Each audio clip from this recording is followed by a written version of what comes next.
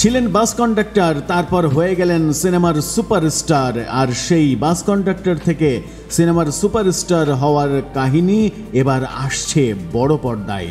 বলছি দক্ষিণী সুপারস্টার রজনীকান্তের বর্ণময় জীবনের কথা, এবং সেই জীবন নিয়েই তৈরি হচ্ছে এবার বায়োপিক।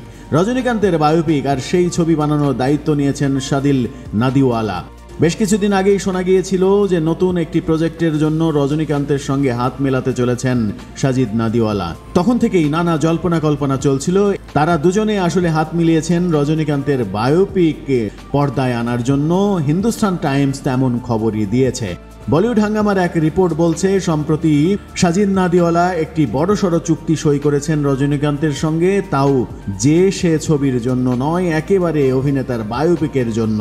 সেখানে আরও জানানো হয়েছে, প্রযোজক যে কেবল অভিনেতার অভিনয়ের ফ্যান সেটাই নয়, তিনি ব্যক্তি জীবনেও ভীষণ পছন্দ করেন রজনীকান্তকে।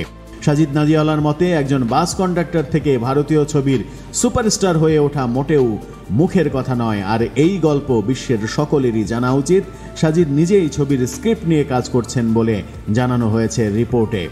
রজনীকান্তের বায়োপিকের শুটিং 2025 সাল থেকে শুরু হবে। এখন কাস্টিং ফাইনালের জন্য অপেক্ষা চলছে, প্রস্তুতি চলছে।